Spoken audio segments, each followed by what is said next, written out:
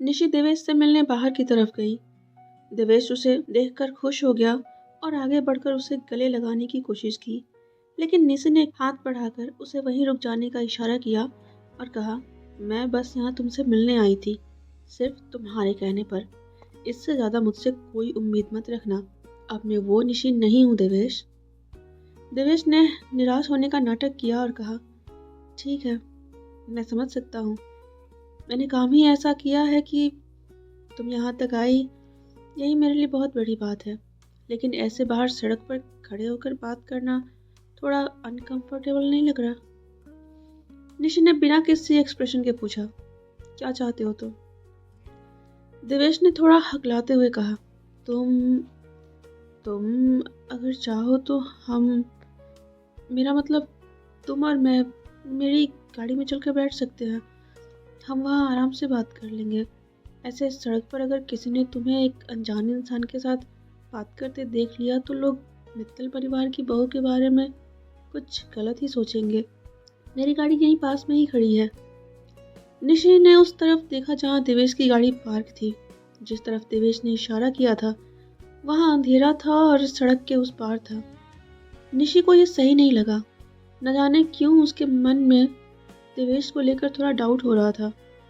उसने कहा, अगर तुम्हें यहाँ बात करने में अनकंफर्टेबल हो रहा है तो फिर ठीक है, लेकिन मैं तुम्हारी गाड़ी में नहीं जाऊंगी। देवेश ने एक बार अपनी गाड़ी की तरफ देखा और पूछा, क्यों? मेरी गाड़ी में क्या प्रॉब्लम है? माना छोटी है, लेकिन ये पास में ही तो है, ज़्यादा दूर भी नहीं है। हम चलकर आराम से बात कर सकते हैं। देवेश जिस तरह जिद करने की कोशिश कर रहा था, निशी को उस पर डाउट होना लाजमी था। उसने कहा, मैंने कहा ना, तुम्हारी गाड़ी में नहीं। छोटी हो या बड़ी मुझे उससे कोई फर्क नहीं पड़ता। अंदर चलो, हम वही बात करेंगे। अंदर सबके बीच जाने की बात सुनकर देवेश थोड़ा घबरा गया।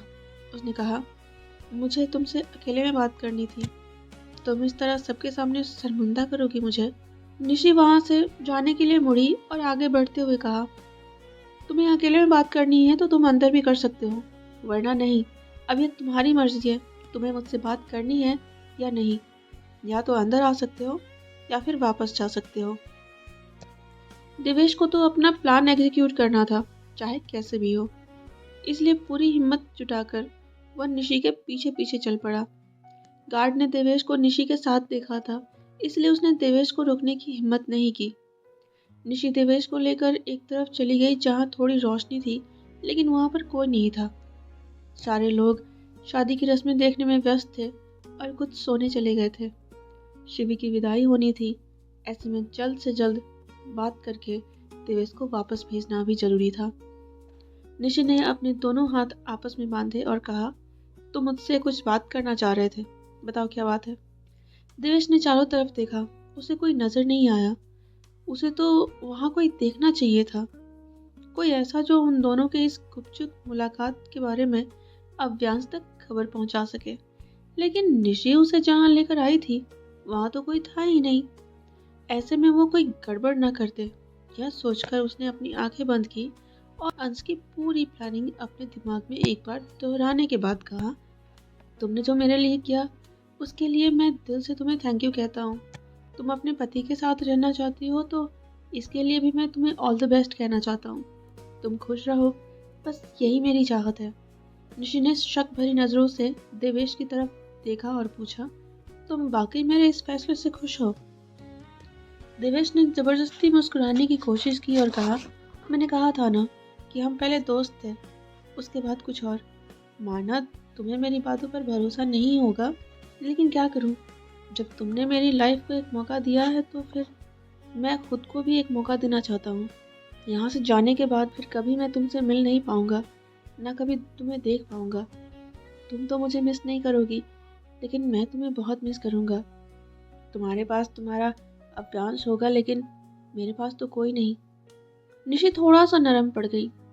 उसने कहा, जिंदगी किसी के लिए रुकती नहीं है देवेश, ये जिंदगी बहुत लंबी है, अकेले नहीं गुजारी जा सकती। हमें किसी न किसी की जरूरत जरूर पड़ती है। तुम भी कोशिश करना किसी का हाथ थामने की, देखना तुम सब भूल जाओगे। देवेश ने अपनी आंखों में घड़ियाली आंसू लाते हुए कहा, कोशिश करूंगा आगे बढ़ने की। किसी को अपनी लाइफ में शामिल करने की। तुमने कह दिया है तो फिर मैं इनकार नहीं करूँगा। तुम्हें भूलना मुश्किल होगा लेकिन शायद मैं ये कर सकता हूँ। बस इतनी सी बात थी। मुझे अब निकलना होगा। तुम्हें देख लिया, नज़र भर के देख लिया। अब और कुछ नहीं चाहिए। तुम्हारी यादें काफ़ी है मेरे लिए। मैं चलता हूँ, मेरी फ़्लाइट का टाइम हो रहा है।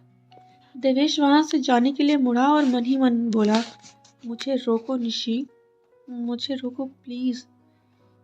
लेकिन निशी ने एक बार भी देवेश को रोकने की कोशिश नहीं की। वह तो इस बार पूरा मन बना चुकी थी कि अब वो अपना पिछला सब कुछ भूलकर अब जांच के साथ रहेगी।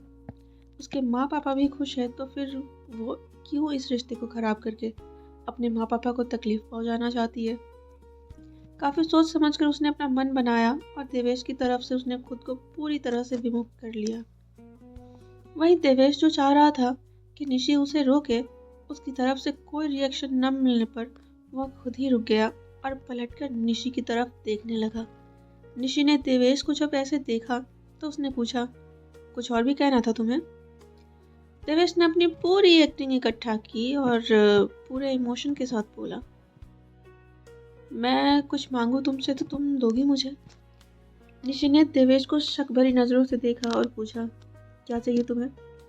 मैं तुम्हें कोई वादा नहीं कर सकती। देवेश ने मुस्कुरा कर कहा, घबराओ मत, ऐसा वैसा कुछ नहीं मांग रहा। जो मांग रहा हूँ वो शायद तुम दे पाओ। निशी ने अपने आसपास देखा, वहाँ कोई नहीं था।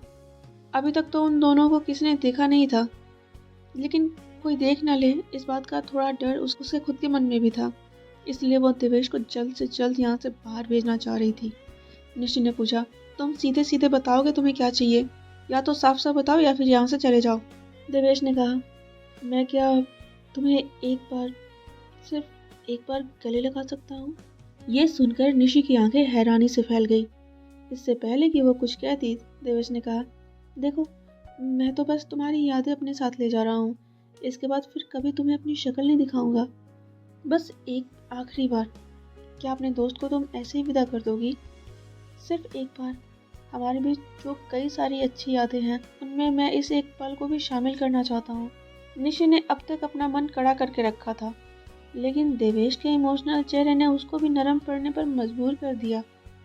अब तक जो निशी के चेहरे पर एक्सप्रेशन थे उनमें अचानक होते बदलाव को देख देवेश समझ गया कि वो अपने प्लान में कामयाब हुआ है।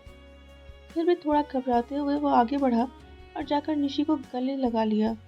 देवेश की करीबी निशी को बहुत असहज कर रही थी, लेकिन देवेश, उसके दिमाग में जो चल रहा था निशी उसके बारे में सोच भी नहीं सकती थी। जो देवेश अब तक इमोशनल हुआ आंखों में आंसू लिए खड़ा था, उसके होंठों पर एकदम से शैतानी मुस्कुराहट आ गई। यही तो चाहता था वो, यही तो वो दिखाना चाहता था अव्यांश को। भले ही अंश और लावण्या चुपके से उन दोनों की तस्वीर लेने में लगे हुए थे, लेकिन यह सब कुछ अव्यांश ने अपनी आंखों से देखा। अव्यांश तो वहाँ प्रेरणा और पार्थ को ढूंढने आया था, लेकिन यह सब कुछ उसे देखने को मिलेगा ये उसने सपने में भी नहीं सोचा था। बड़ी मुश्किल से उसने अपनी आंखों में आई नमी को छुपाया और वहां से चला गया। अब कैसे निशी अव्यांश के इस गलतफहमी को दूर कर पाएगी? क्या निशी को कभी पता चल भी पाएगा कि उसके साथ क्या धोखा हुआ है? और आखिर कब तक इन दोनों के बीच यह दूरियां बनी रहेगी, जानेंगे अगले एपिसोड में। एपिसोड 311। एक तरफ सभी शिवी की विदाई के लिए इकट्ठा थे, तो वहीं दूसरी तरफ देवेश अपना काम कर चुका था। लावण्य ने पूछा, काम हो गया सब सही से? अंश ने खुश होकर सारी तस्वीरें देखते हुए कहा, हाँ मॉम, मैंने ऐसी परफेक्ट फोटोज निकाली है कि कोई भी इस पर यकीन किए बिना रह नहीं पाएगा। निशा चाहे कुछ भी कर ले, वो अपने उस हस्बैंड को कभी मना नहीं पाएगी। देवेश ने पूछा, मेरी समझ में नहीं आ रही एक बात, हमें इतना सब कुछ करने की क्या जरूरत थी? मेरा मतलब, आजकल एआई टेक्नोलॉजी इतनी एडवांस हो चुकी है, हम बड़ी आसानी से ये सारी तस्वीरें बना सकते हैं, वो भी घर बैठे। फिर इतनी दूर आने की क्या जरूरत थी, वो भी रात के इस टाइम? लावण्या ने देवेश को ताना मारते हुए कहा, क्योंकि जहाँ से मैं देख रही हूँ वहाँ से देखने के लिए तुम्हें जन्मों लग जाएंगे। तुम्हें क्या लगता है सारांश मित्तल इतना बेवकूफ़ है कि हम एआई टेक्नोलॉजी से तस्वीर बनाएंगे और एक फेक फोटो दिखाएंगे तो पूरा परिवार उस तस्वीर पर यकीन कर लेगा। तुम नहीं जानते मित्तल परिवार की नींव कितनी मजबूत है। वो सब एक दूसरे पर इतना ज्यादा भरोसा करते हैं, आंख बंद करके एक दूसरे की हर बात मानते हैं। तुम्हें लगता है कि एक झूठी तस्वीर दिखाने से वो लोग निशी को जाने देंगे, तुम्हारे हवाले कर देंगे? सबसे पहले तो वो यह मानेंगे ही नहीं कि यह तस्वीर असली है। दूसरी बात, वो बड़े से बड़े एक्सपर्ट को फोटोज देकर ही प्रूव कर देगा कि यह तस्वीर झूठी है। लेकिन अब जो हमारे पास तस्वीर है उसे वह चाह कर भी झुठला नहीं पाएगा। झूठ की इस दुनिया में सच बहुत कीमती होता है, बस थोड़ी मेहनत तो करनी पड़ती है। अब देखना कैसे ये फोटो अपना रंग दिखाती है। देवेश ने मुस्कुरा कर कहा, इसकी जरूरत नहीं पड़ेगी, वो काम मैं ऑलरेडी कर चुका हूँ। लावण्या और अंश दोनों ने ही टेढ़ी नजरों से देवेश की तरफ देखा तो देवेश ने उन दोनों को सारी बातें बता दी। सब कुछ जानकर लावण्या और अंश दोनों के ही होठों पर मुस्कुराहट आ गई। दोनों ने आंखों ही आंखों में एक दूसरे को कांग्रेचुलेशन कहा और तीनों वहां से निकल गए।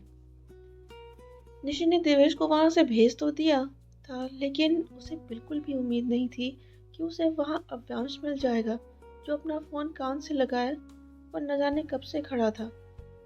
अव्यांश को ऐसे उसे देखते पाकर निशि समझ गई कि उसकी चोरी पकड़ी गई है, लेकिन वो कुछ गलत तो नहीं कर रही थी।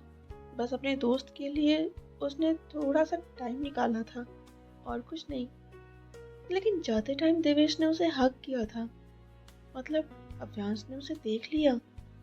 हे भगवान, कहीं इसने कुछ गलत समझ लिया तो फिर।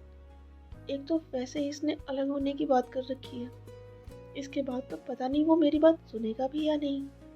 निशि मन ही मन बड़बड़ाई और अव्यांश को समझाने के लिए आगे बढ़ी। अव्यांश, मैं वो तुम्हें सब सच। लेकिन अव्यांश ने निशि को अनदेखा कर दिया और पलटकर वहां से तेज कदमों से निकल गया। निशि पीछे से उसे आवाज देती रह गई, अव्यांश, अव्यांश मेरी बात सुनो, तुम गलत समझ रहे हो।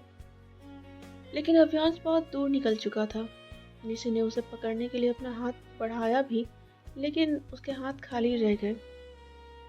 इस वक्त उसे बहुत ज्यादा डर लग रहा था, अव्यांश को खोने का डर। शिवी कुणाल के साथ गाड़ी में बैठी थी। रो रो कर उसका बुरा हाल हो रखा था और उससे कहीं ज्यादा शिवी की मां रोई जा रही थी। अपनी बेटी के लिए उन्होंने यह सब कुछ एक्सपेक्ट नहीं किया था। वो इस बात से परेशान थी कि क्या कुणाल उनकी बेटी को वो सारी खुशियां दे पाएगा जिसकी वो हकदार है। जब शिवी ने खुद इस रिश्ते के लिए हाँ कह दिया तो उसकी माँ चाह कर भी कुछ नहीं कर पाई थी। अव्यांश ने अपनी जेब से रुमाल निकालकर समर्थ की तरफ बढ़ाया। समर्थ ने अपनी आंखों के आंसू पोंछे और रुमाल लेकर शिवी के पैरों में झुक गया। रोते हुए शिवी एकदम से चौंक गई। उसने समर्थ की बाह पकड़ी और कहा, भाई क्या कर रहे हो आप? समर्थ ने मुस्कुरा कर कहा, ये हमारी घर की प्रथा है पगली, घर की लक्ष्मी घर से जा रही है, कुछ तो हमारे पास होना चाहिए। समर्थ ने अव्यांश के दिए रुमाल से शिवी का दाहिना पैर पोंछा और उसे अपने जेब में रख लिया। शिवी की रुलाई छूट गई और दोनों भाई बहन एक दूसरे को गले लगाकर फिर रो पड़े। समर्थ ने उसे दिलासा देते हुए कहा, तू कहीं भागी नहीं जा रही है, इसी शहर में है, और अगर दूसरे शहर में जाएगी ना तो हम सब वहीं पर शिफ्ट हो जाएंगे। और अगर इस इंसान ने तुझे जरा सी भी कोई तकलीफ देने की कोशिश की तो तुझे घबराने की जरूरत नहीं है, बल्कि इसको घबराने की जरूरत है, ये बात याद रखना। कुणाल इतने वक्त में पूरी तरह शांत रहा था।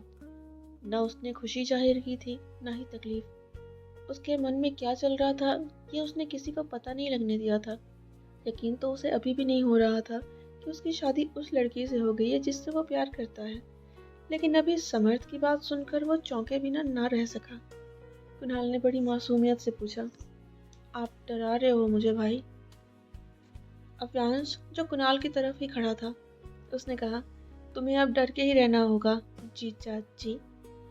आपको यह याद होना चाहिए कि हमारी बहन एक डॉक्टर है और एक जहर का इंजेक्शन हमेशा उसके पॉकेट में रहता है। अगर तुमने मेरी बहन को परेशान करने की कोशिश की तो एक जहर का इंजेक्शन वो तुम्हें लगाएगी और एंटीडोट तोड़कर फेंक देगी। क्यों भाई, सही कह रहा हूँ मैं? समर्थ ने भी उसकी बात को सपोर्ट करते हुए कहा, बिल्कुल, एक काम करना, एंटीडोट अपने पास रखना ही मत, फिर पता चलेगा इसको। बाकी सब हम पर छोड़ देना, हम संभाल लेंगे। कुणाल को शिवी का पिछला स्टंट याद आ गया। जो शिवी ने किया था उसे वह कभी भूल नहीं सकता था। उसने थूक निकलते हुए कहा, इतना कुछ समझाने की जरूरत नहीं थी। मैंने देखा है कितनी आसानी से ये किसी का भी गला काट देती है। रोते हुए शिवी की होठों पर हल्की सी मुस्कान आ गई। चित्रा ने दोनों भाइयों को डांटते हुए कहा, क्या कर रहे हो तुम दोनों? इस तरह अपने जीजा को भी डराता है क्या? तुम लोग चिंता मत करो। अरे हमारी शिवी बहुत तेज है। किसी ने अगर एक उंगली भी उठाई तो अपनी वो सर्जरी वाले चाकू उठाकर दिल में सुराख कर देगी और किसी को पता भी नहीं चलेगा। समर्थ के गले लगी रोती हुई शिवी हंस पड़ी। समर्थ ने बड़े प्यार से उसका सर सहलाया और कहा, मेरा बच्चा, ऐसे ही हंसते हुए जाओ। तो हंसते हुए बहुत अच्छी लगती है और हमेशा ऐसे ही हंसते रहना। किसी की मजाल नहीं है जो तेरे होठों से इस मुस्कान को छीन सके। अरे हम उसके पुरखे हिला देंगे। इधर दोनों भाई अपनी बहन से लाड जताने में व्यस्त थे। उधर कुहू और नेत्रा से रहा नहीं गया। वह दोनों भी कपड़े बदलकर सबसे छुपाते हुए मास्क लगाकर सर पर घूंघट डालकर शिवी की विदाई देख रही थी। नेत्रा ने धीरे से कहा, हमारी शिविदी इतनी खूबसूरत है, मुझे तो पता भी नहीं था।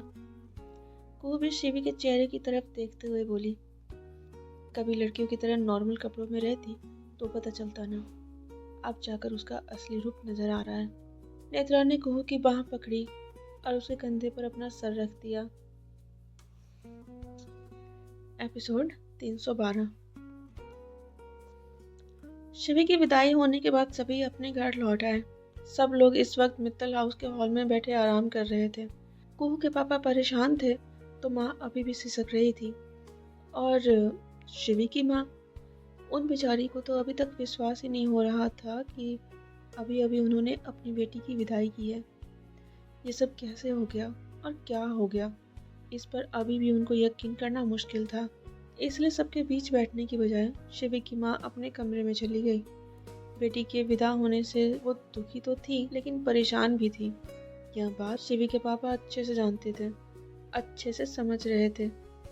उन्होंने जाकर अपनी पत्नी को समझाना चाहा, लेकिन अव्यांश ने उन्हें रोक दिया और कहा, बड़े पापा, मुझे उनसे थोड़ी बात करनी है, आप रुकिए, मैं उन्हें लेकर आता हूँ। शिवी के पापा ने कहा, नहीं, वो थोड़ा आराम करेगी तो बेहतर महसूस करेगी। तुझे बात करनी है तो जाकर कर ले। रात भर सोई नहीं है तो उसे सोने जाने को कहना, हम लोग भी सो लेंगे। पूजा। बड़े पापा ने पूछे हुए स्वर में यह बात कही। अव्यांश को उनके लिए बहुत बुरा लगा, लेकिन सबसे पहले उसने अपनी बड़ी माँ से बात करना ज़्यादा ज़रूरी समझा, क्योंकि यह उसके लिए सेफ साइड था। बड़े पापा से बात करता तो न जाने वह कैसे रिएक्ट करते और जूते पड़ते सो अलग। अव्यांश जब अपनी बड़ी माँ के कमरे में गया तो देखा उसकी बड़ी माँ अपने बिस्तर पर बैठी रो रही थी। अव्यांश जाकर घुटने के बल उनके सामने बैठ गया और अपनी बड़ी माँ का हाथ अपने हाथ में लेकर बोला, क्या ये आंसू सिर्फ शिविदी के विदाई के हैं? बड़ी माँ फूट पड़ी। बड़ी मुश्किल से उन्होंने कहा, मैं क्या करूँ अंशु, अपनी बच्ची के लिए मैंने ये सब नहीं चाहा था। मैं तो बस चाहती थी कि जो भी उसका हाथ थामे मेरी शिवी से बहुत प्यार करे। वो इंसान नहीं जो पहले ही किसी और से प्यार करता है और किसी से भी शादी करने के लिए तैयार हो जाए। उसे कोई फर्क ही ना पड़े कि उसकी लाइफ में कौन है। तू बता, क्या वो इंसान मेरी बेटी के साथ न्याय कर पाएगा? क्या मेरी बेटी को वो खुशी दे पाएगा जो उसे मिलनी चाहिए? अव्यांश मुस्कुरा दिया और बड़े प्यार से अपनी बड़ी माँ के हाथ चूम कर बोला, आपको क्या लगता है बड़ी माँ, जिस इंसान ने आपकी बेटी का हाथ थामा है वो उससे प्यार नहीं करता? बड़ी माँ ने हैरानी से अव्यांश की तरफ देखा। वो इतनी ज़्यादा हैरान हो गई कि वो अपना रोना तक भूल गई। अव्यांश ने बड़ी माँ की आंखों में आंखें डालकर देखा और कहा, मतलब आपको पता है कि कुणाल की लाइफ में कोई है जिससे वो प्यार करता है?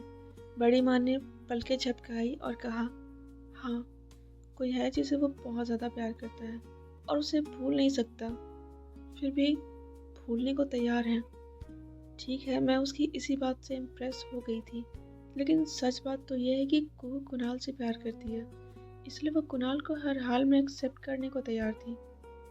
कुणाल ने भी प्रॉमिस किया था कि वो कुहू को खुश रखेगा, पर यह कभी नहीं कहा कि उसे प्यार कर पाएगा। हमारी शिवी तो उसे जानती तक नहीं है, वो कैसे एडजस्ट करेगी सबके साथ। उसके लिए तो यह घर, यह परिवार, यहाँ के रिश्ते आदर्श हैं।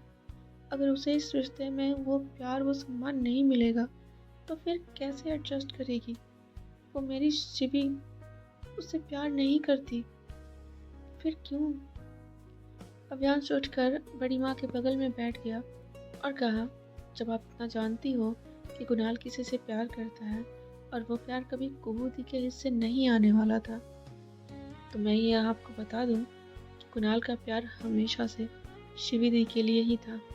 और यह सब कुछ कुहू दी ने जानबूझकर किया ताकि शिवी दी के पास कोई और रास्ता न बचे। अब तो बड़ी माँ और भी ज़्यादा हैरान हो गई। उन्होंने पूछा, तुम्हारे कहने का मतलब कुणाल और शिवी एक दूसरे को पहले से जानते हैं? नहीं, ये सच नहीं है। उसने कभी मुझसे कुछ नहीं छुपाया, यहाँ तक कि अपने पापा से भी नहीं।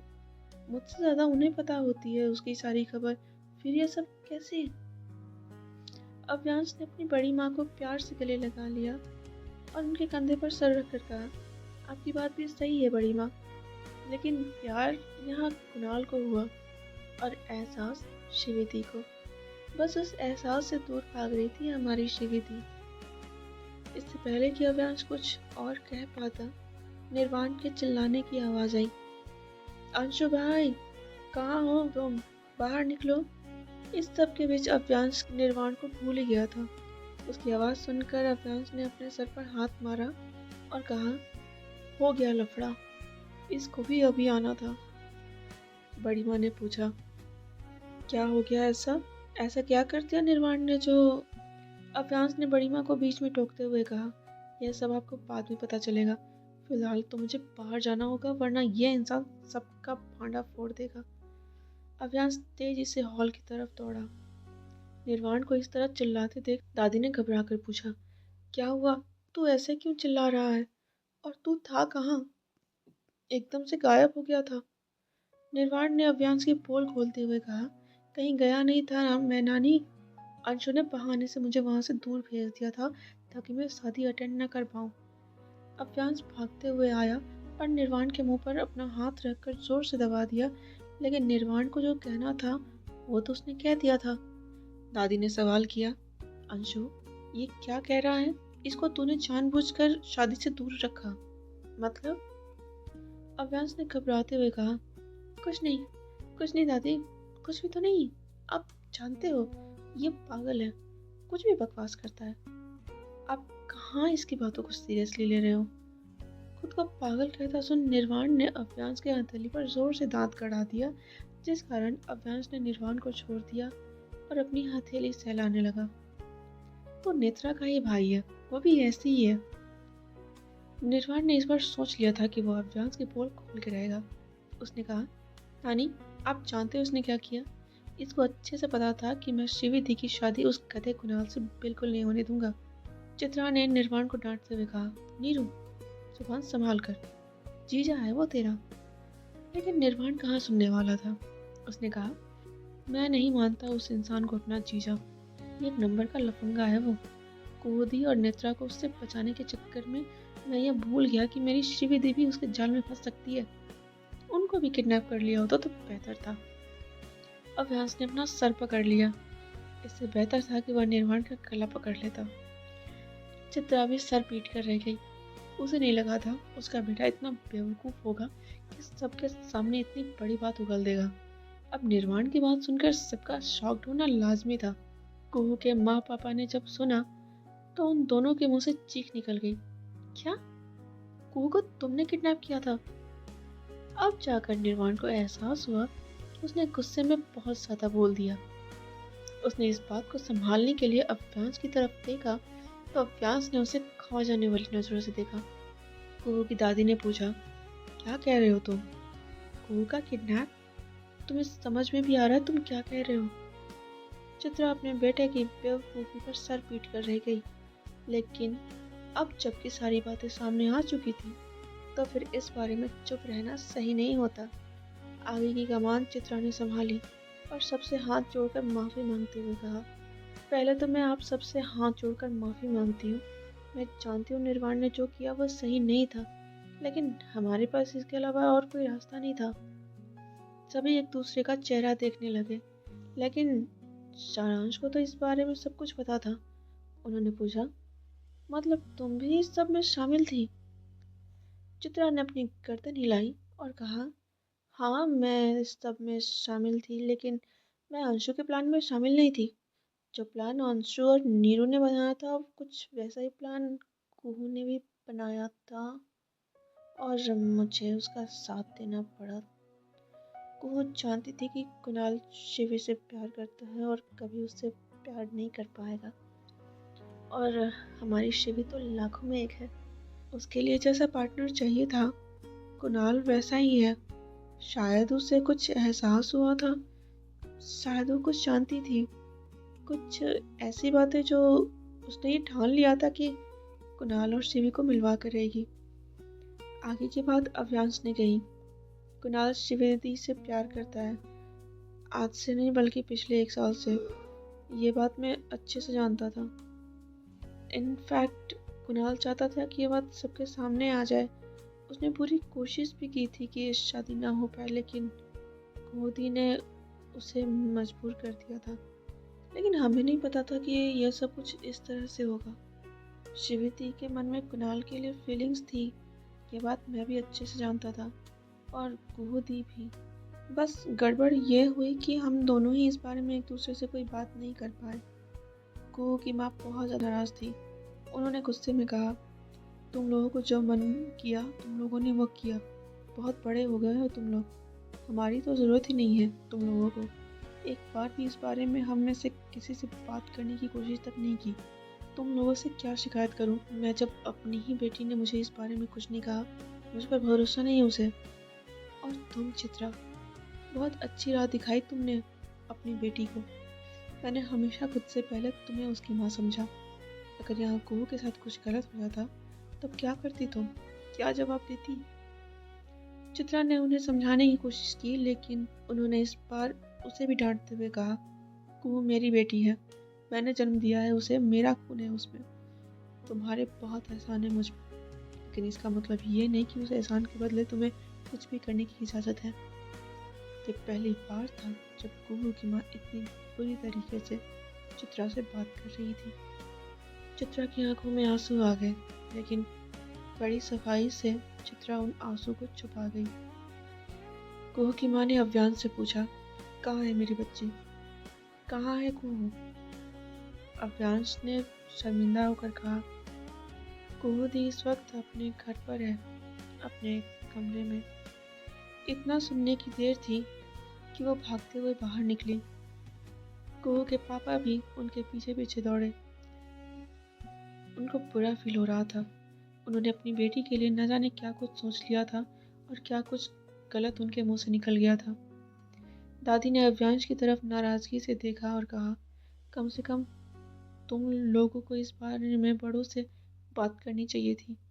खैर, तुम लोगों से क्या समझदारी की उम्मीद रखूं मैं, जबकि ये काम चित्रा को भी करना चाहिए था।